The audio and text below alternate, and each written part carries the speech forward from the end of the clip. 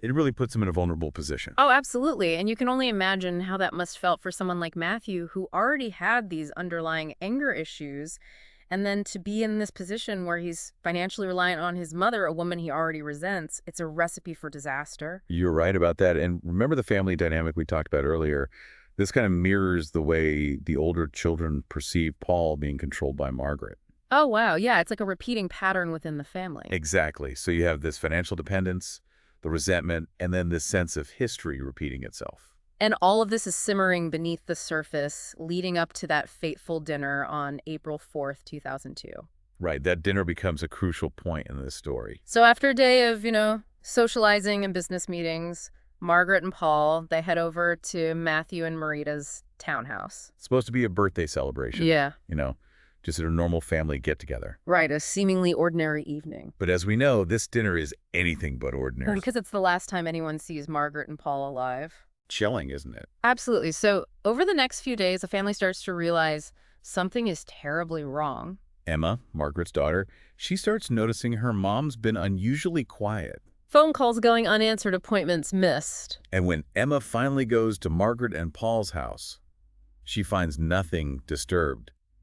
But the couple is just gone, vanished. It's like they disappeared into thin air. And that's what's so alarming, right? Margaret and Paul, they were creatures of habit, well-connected, not the type to just disappear. No, not at all. And there's no obvious motive like robbery or forced entry. It just deepens the mystery. It's truly baffling, and it's at this point that Matthew's behavior starts to raise some serious red flags. Tell me about it. When Emma tells Matthew about their parents' disappearance, his reaction is, well, it's extreme. Almost theatrical. Yeah, he breaks down sobbing, uncontrollably wailing, "Where's my mama?" Even before the police are involved or any details are confirmed. It's a very over-the-top reaction. And it's especially jarring, considering the strained relationship he had with his mother. The other siblings definitely pick up on this. They find it insincere. It becomes one of several red flags that start to point towards Matthew's potential involvement. As the police investigation intensifies, Matthew's behavior only becomes more erratic. He's giving vague answers, constantly interrupting with these emotional outbursts. It's like he's trying to deflect attention. Marita, too, is strangely evasive when she's questioned about the dinner. So you have this lack of cooperation from both Matthew and Marita, the last known people to see the victims alive. Right, it makes them the prime suspects. And the police, now operating under the assumption of foul play, start digging deeper into their lives. What they uncover is pretty disturbing. Oh, absolutely. Matthew and Marita's clothing boutique is failing. They're drowning in debt. And Matthew is becoming increasingly volatile. Unpredictable. Right. And then a seemingly unrelated event provides a crucial break in the case. A park ranger, acting on a hunch, investigates a suspicious mound of dirt in the Yarra State Forest. What he uncovers is a horrifying scene. It's a gruesome discovery. The bodies of Margaret and Paul wrapped in a child's wading pool weighed down with cinder blocks. It confirms everyone's worst fears. Margaret and Paul were murdered. And the circumstances of their burial point to a calculated and brutal crime. It's chilling. The forensic analysis reveals that Paul was killed by blunt force trauma to the head. With signs of strangulation. And Margaret was asphyxiated, likely after being rendered unconscious. So the evidence starts to mount, and it all leads back to Matthew. Items found at the burial site are directly linked back to his home. The type of rope, the child's pool. It's damning evidence. His erratic behavior, the suspicious timeline, it all creates a very strong case against him. And then you have the media frenzy surrounding the case, the society murders. It puts immense pressure on both Matthew and Marita. They're hounded by the press. Their lives are completely turned upside down. And then in a shocking turn of events, Marita breaks her silence.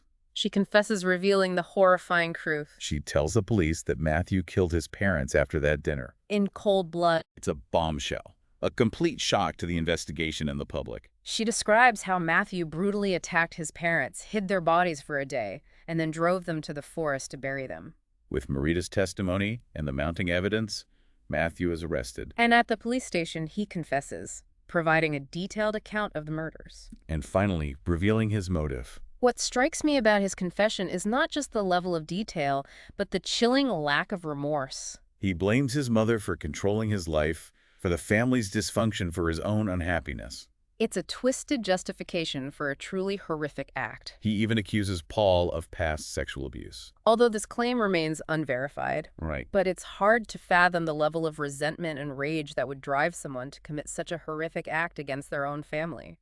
This case really challenges our perceptions of family, wealth, and the facade of normalcy. Because outwardly, this family seemed to have it all: financial security, social standing, a wide circle of influential friends. But beneath the surface, there are these deeply rooted issues that festered and ultimately erupted with devastating consequences. It's a reminder that appearances can be deceiving. Absolutely, even in families that seem to have it all. There can be hidden struggles, simmering resentments, unresolved conflicts. And as we've seen in this case, ignoring those issues can have devastating consequences. The case also raises questions about the psychological factors at play. Was Matthew predisposed to violence due to his early behavioral problems? Particularly the animal cruelty. Exactly. Did the dysfunctional family dynamics create a breeding ground for resentment and rage? It seems likely that it was a complex interplay of these factors that ultimately led to this tragedy. This case really underscores the importance of understanding the warning signs of potential violence. And the need for early intervention. Right. If Matthew's troubling behaviors had been addressed earlier, could this outcome have been prevented? It's a haunting question. It is. It certainly makes you think about the importance of mental health awareness. Absolutely. And the need to address those issues head on, not just within families, but within society as a whole. Okay, but let's get back to the legal proceedings. Sure. So Matthew, facing overwhelming evidence and his wife's damning testimony, pleads guilty to 2 counts of first-degree murder. He does. What about Marita? Well, Marita, despite her initial silence and involvement in concealing the crimes, receives a lighter sentence. For perverting the course of justice. That's right. The judge acknowledges that she played no direct role in the murders, but recognizes her failure to report the crime. It's a complex issue, her delayed confession. It really is. On the one hand, she helped cover up a horrific crime. On the other hand, her testimony was instrumental in securing Matthew's conviction. It raises questions about culpability and the moral dilemmas inherent in these types of cases. Exactly. Marita was caught between loyalty to her husband, fear for her own safety, and her conscience. Her decision to confess, though belated, was likely driven by a combination of these factors. It's hard to say for sure, but that seems likely. Her testimony, though, provides valuable insight into Matthew's state of mind in the aftermath of the murders. Oh, definitely. She describes him as increasingly erratic, unpredictable, and detached from reality, a man spiraling out of control. Consumed by his twisted justification. Right, but here's something I find particularly unsettling despite the brutality of his crimes. Matthew seems to adapt surprisingly well to prison life. He does. He's described as a model prisoner, taking classes, working, and seemingly managing his anger. It's almost unbelievable. Right. It makes you wonder if it's genuine rehabilitation or a calculated act to secure an early parole. And the thought of him potentially walking free one day after committing such horrific acts is truly disturbing. Especially considering he becomes eligible for parole in 2026, which isn't that far off. It raises those broader societal questions about justice, punishment, and the possibility of redemption. Can someone who has committed such heinous acts truly be rehabilitated? And what does true justice look like in a case like this? These are questions that linger long after the details of the case fade. But I think the most haunting question this case leaves us with is, could this tragedy have been prevented? What if those warning signs had been addressed? What if the family had sought help to navigate their toxic dynamics? It's a sobering thought that underscores the importance of recognizing and addressing these issues before they escalate to such unimaginable horrors. The Society Murders case is more than just a sensational true crime story. It's a stark reminder that appearances can be deceiving.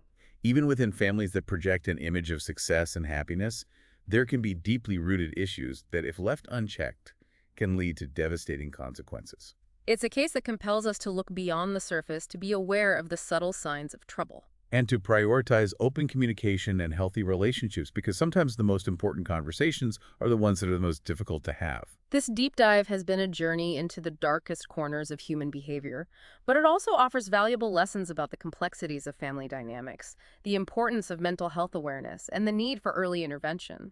And on that note, we encourage you to reflect on the dynamics within your own families and communities. Are there unresolved conflicts that need to be addressed?